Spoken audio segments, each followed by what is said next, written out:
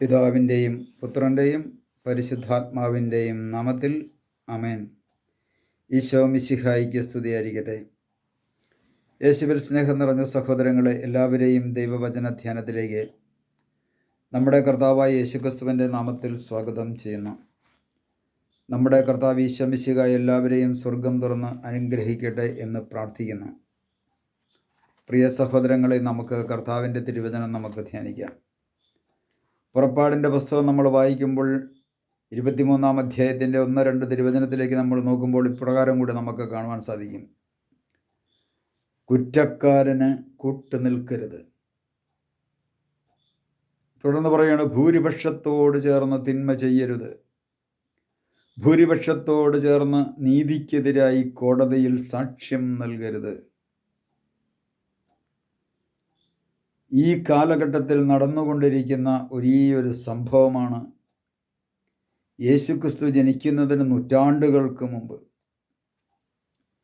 പുറപ്പാടിൻ്റെ പുസ്തകത്തിൽ ദൈവത്തിൻ്റെ പരിശുദ്ധാത്മാവ് രേഖപ്പെടുത്തിയിരിക്കുന്നു. ഇസ്രായേൽ മക്കളോട് പറയുകയാണ്, മക്കളെ, നിങ്ങൾ കള്ളസാക്ഷ്യം നൽകി കുറ്റക്കാരന് കൂട്ടുനിൽക്കരുത്. ഇന്ന് രാഷ്ട്രീയ പ്രവർത്തന മേഖലകളിലും അതുപോലെ തന്നെ സാമൂഹ്യമായ മേഖലകളിലും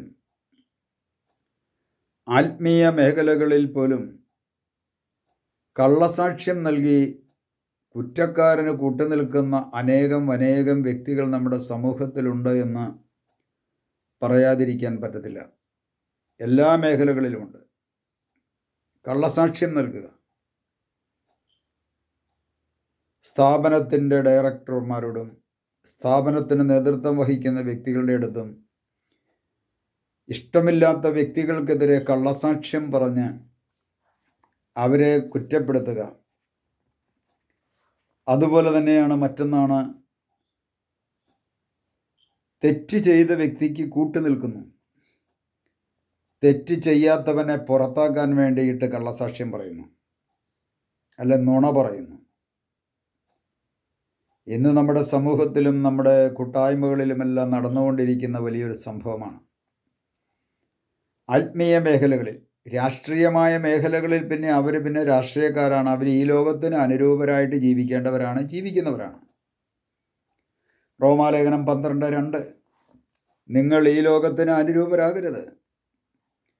രാഷ്ട്രീയക്കാരെ സംബന്ധിച്ചിടത്തോളം അവർ ഏഷണിയും പരദൂഷണവും ഒക്കെ പറയും, മറ്റുള്ളവരെ തേജോവധം ചെയ്യും, മറ്റുള്ളവരെ കുറ്റപ്പെടുത്തും, വേണ്ടി വന്നു കഴിഞ്ഞാൽ കൊലപാതകവും, ഇതെല്ലാം അവർ ചെയ്തെന്നിരിക്കും. അത് രാഷ്ട്രീയക്കാരുടെ പരിപാടിയാണ്.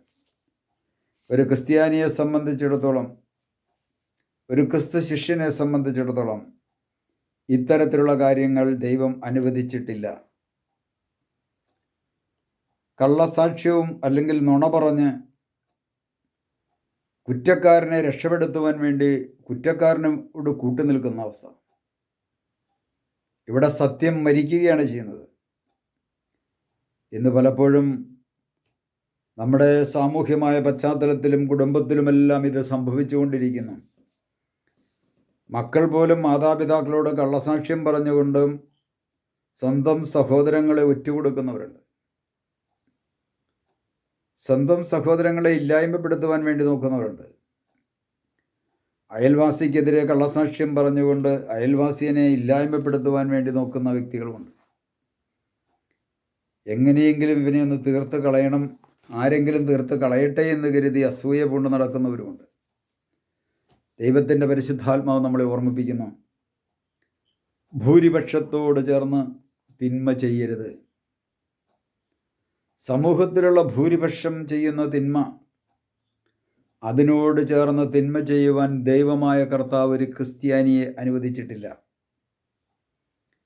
തിരുസഭയിലെ ഒരു മകനെയും ഒരു മകളെയും സമൂഹത്തിലുള്ള മറ്റുള്ളവർ ചെയ്യുന്ന തിന്മ ചെയ്യുന്നത് പോലെ അവരോട് കൂട്ടുചേർന്ന് ഭൂരിപക്ഷത്തോട് ചേർന്ന് തിന്മ ചെയ്യുവാൻ ദൈവം അനുവദിച്ചിട്ടില്ല. ഇന്ന് സമൂഹത്തിൽ ഭൂരിപക്ഷം ആൾക്കാർ എന്ത് കാണിക്കുന്നോ അതുപോലെ കാണിക്കുന്നവരായി മാറ്റപ്പെട്ടു. വസ്ത്രധാരണമായിക്കോട്ടെ, സംസാര ശൈലി ആയിക്കോട്ടെ, ജീവിത ശൈലി ആയിക്കോട്ടെ, സമൂഹത്തിലുള്ളവർ അവർ ദൈവത്തെ അറിയാത്തവരാണ്. ദൈവത്തെ അറിയാത്ത വ്യക്തികൾ അങ്ങനെ ചെയ്യുന്നത് പോലെ ദൈവത്തെ അറിഞ്ഞ മക്കളെ സംബന്ധിച്ചിടത്തോളം അത് ചെയ്യുവാൻ ദൈവം അനുവദിച്ചിട്ടില്ല. ഒരു ക്രിസ്ത്യാനിയെ സംബന്ധിച്ചിടത്തോളം സമൂഹത്തിൽ നിന്ന് അവനെ വിളിച്ച് വേർതിരിച്ചതാണ്. അവൻ മാറ്റി നിർത്തപ്പെട്ടവനാണ്. പ്രിയ സഹോദരങ്ങളെ, നമ്മുടെ ഓരോരുത്തരുടെയും ജീവിതത്തിൽ നിന്ന് ആത്മപരിശോധന ചെയ്യണമേ. അതുപോലെ തന്നെ ഭൂരിപക്ഷത്തോട് ചേർന്ന് നീതിക്കെതിരായി കോടതിയിൽ സാക്ഷ്യം നൽകരുതെന്നും കൂടെ തുടർന്ന് വചനം പറയുന്നുണ്ട്. നീതി നടപ്പാക്കേണ്ടതാണ്.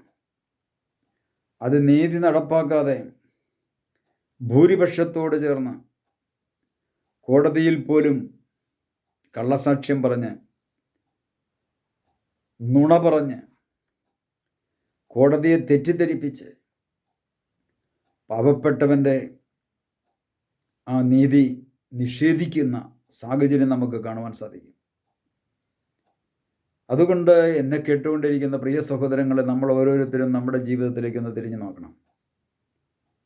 നമ്മുടെ ഓരോരുത്തരുടെയും ജീവിതത്തിലേക്ക് തിരിഞ്ഞു നോക്കിക്കൊണ്ട് ഭൂരിപക്ഷത്തോട് ചേർന്ന്, ഒരു കൂട്ടായ്മയിലുള്ള വ്യക്തിയാണെങ്കിൽ ഭൂരിപക്ഷത്തോട് ചേർന്ന് നിൽക്കുകയുള്ളൂ. ചിലപ്പോൾ ചിലരൊക്കെ ചില തെറ്റ് ചെയ്ത് കഴിഞ്ഞാൽ ഭൂരിപക്ഷം ആൾക്കാരും അവൻ്റെ കൂട്ടത്തിലാണെങ്കിൽ അവരും ബാക്കിയുള്ളവരും അവൻ്റെ കൂടെ കൂടും. സുവിശേഷ മേഖലയായിക്കോട്ടെ, വചനപ്രഘോഷണ മേഖലയായിക്കോട്ടെ, ഏതുമായിക്കോട്ടെ, ആത്മീയമായ മേഖലയിൽ പോലും ഇത്തരത്തിലുള്ള തിന്മകൾ കളിയാടുന്നു. നമുക്ക് ദൈവത്തിന് മുമ്പിൽ ആത്മപരിശോധന ചെയ്യാൻ പ്രാർത്ഥിക്കാം.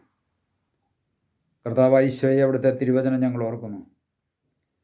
കള്ളസാക്ഷ്യം നൽകി കുറ്റക്കാരന് കൂട്ടുനിൽക്കരുതെന്നും ഭൂരിപക്ഷത്തോട് ചേർന്ന് തിന്മ ചെയ്യരുതെന്നും ഭൂരിപക്ഷത്തോട് ചേർന്ന് നീതിക്കെതിരായി കോടതിയിൽ കള്ളസാക്ഷ്യം നൽകരുതെന്നും നുണ പറഞ്ഞ് പാവപ്പെട്ടവൻ്റെ ഉപജീവനമാർഗവും പാവപ്പെട്ടവനെ നശിപ്പിക്കരുതെന്നും കർത്താവെ അങ്ങ് അരുളി ചെയ്യുമ്പോൾ ഞങ്ങളുടെ ഓരോരുത്തരുടെയും ജീവിതത്തിൽ ഈ വചനത്തിന് വിരുദ്ധമായി പെരുമാറിയ നിമിഷങ്ങളുണ്ട്.